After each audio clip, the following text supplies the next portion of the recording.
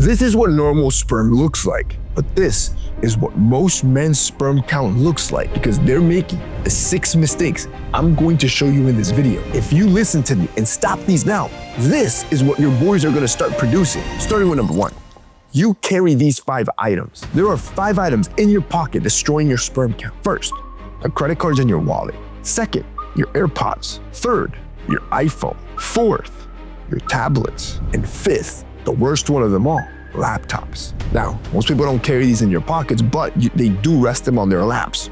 So, same effect. The easiest way to counteract this is to grab your wallet, your credit cards, your phone, your tablet, your laptop, and put them in a separate bag as far away from your boys as possible, and never place a laptop directly on your lap. Now, this is just the first step and the least harmful one, which is keeping all these EMF emitting products as far away from your junk as possible. But there are 5 more mistakes that you're making every day that's destroying and lowering your sperm count that are way more dangerous than what I just showed you. Number 2, you aren't showering properly. When you shower in the morning, you have to do it differently than when you shower at night if you want to maintain sperm quality. First, the ideal temperature to eliminate bacteria according to the Food and Drug Administration is around 40 degrees Celsius or 104 degrees Fahrenheit. The problem is that most studies have found that any water that's above 35 degrees Celsius or 95 degrees Fahrenheit starts negatively damaging sperm count. So here's what you'll want to do. I want you to go to Amazon. You can buy a local thermometer, or a local pharmacy. You can buy a thermometer, they're cheap. Run your shower warm and start measuring the temperature until you reach around 30 degrees Celsius or 86 degrees Fahrenheit. This is the temperature you're gonna wanna start showering from now on. It's warm enough to kill bacteria so you don't smell bad, but also cool enough to protect your sperm count. Then, grabbing a small little Sharpie marker, you can draw a tiny line on your shower handle. And now you know every time you step into the shower, you're gonna shower at 30 degrees Celsius every single time. 3, cotton underwear destroys your sperm. You see, wearing the wrong underwear can destroy your sperm, and I'm gonna prove it to you with this egg. You see, the biggest problem most guys have is that their underwear is too tight. Tight underwear increases heat in the groin area. That extra heat has been linked to reduced sperm. In fact, in one study, they found that men who were exposed to temperatures above 98.4 degrees Fahrenheit just for 30 minutes a week experienced 22% less sperm. Now, I have 2 briefs here. One is a generic Hanes cotton brief. The second is from Sheath, which is made from breathable material. I'm gonna grab both pairs of underwear and set them inside 2 pairs of jeans to simulate wear during the day. Then, I'm gonna toss 2 eggs inside the groin area of each. As you can see, the eggs are inside. Now, you boys ain't printing like this, but this is gonna simulate reality. Now, the reason I picked Sheath underwear is because it's the best rated underwear I could find. As a matter of fact, on Junip, it has 16,000 reviews from men that have used this product, and 95% of them recommend it. It's the most breathable one I could find. Now,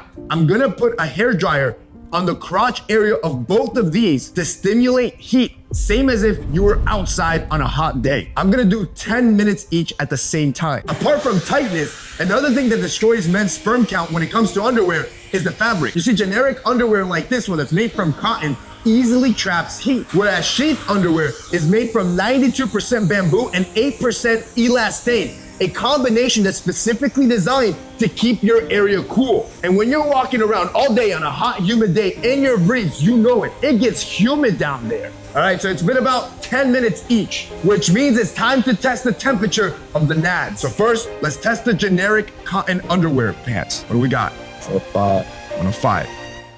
That's a sauna, that's a desert, which is what happens throughout the day. You have to be readjusting. Now look at Sheath. But before we do the temperature, I want you to pay close attention. The nads are perfectly in place. That pouch design keeps your boys there all day, but it also keeps them away from your body, which it should keep them cooler.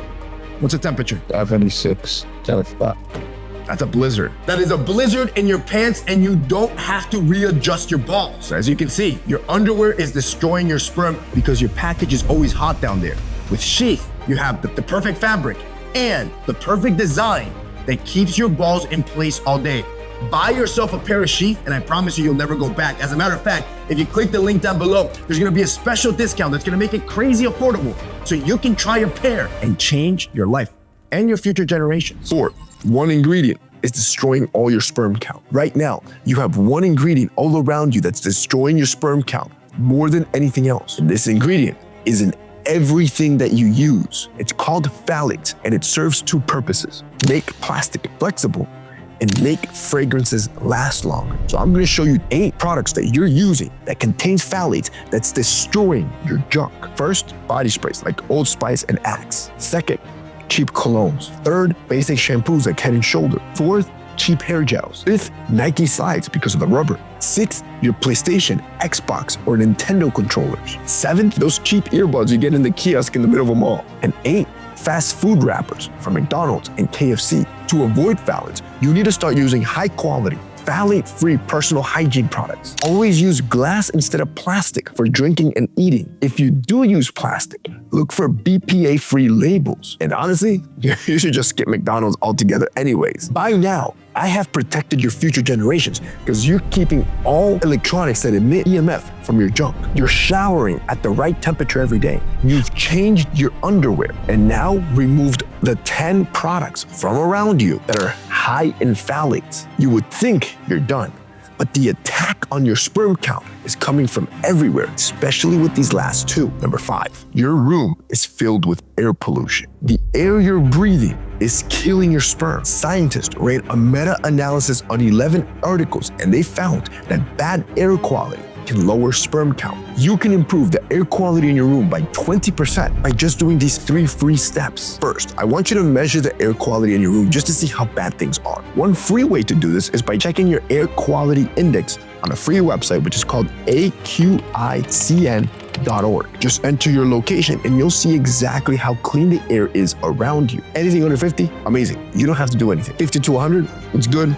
Not ideal, you should take precautions. 100 to 200, this is bad, you really need to make some changes. And 200 plus, this is terrible, bro. You might as well be smoking a pack of cigarettes every day. So if you do live with somewhere with high air pollution, you can start by trying to fix the air quality in your room. For example, I tested the air quality in my room and this is what it read. Now, I'm gonna try to purify my room in 24 hours with just these 3 steps. First, I vacuum every corner and surface of my room because dust holds pollutants, so this will be key.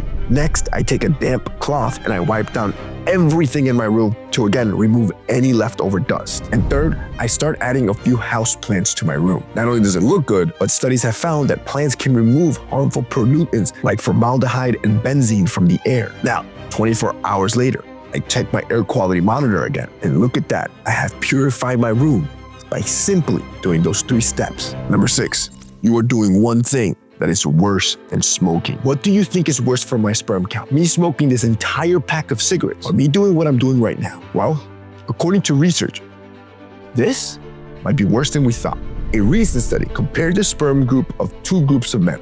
The first group was extremely active. The second group was extremely sedentary. They spent most of their time sitting down, watching TV, playing video games. Now, the results were somewhat expected, but the difference between both groups is what was shocking, because the men who were active didn't just have slightly better sperm count, they had 73% more sperm than the inactive group. But here's where things get even crazier. Even after factoring in smoking and stress, so researchers couldn't find enough of a difference for those 2 things to even matter, which means that yes, sitting is actually worse for your sperm count than smoking. So here are a few hacks that I personally use every single day to try to increase my step count. I see it like a game. I try to hit 10,000 daily. First, if something is within a 30-minute walk, I walk. No excuses. Second, whenever I need to use the bathroom, I always go to the furthest bathroom I know in my building rather than the closest one. You could do the same thing in school. Third, if I grab coffee with a friend or a meeting,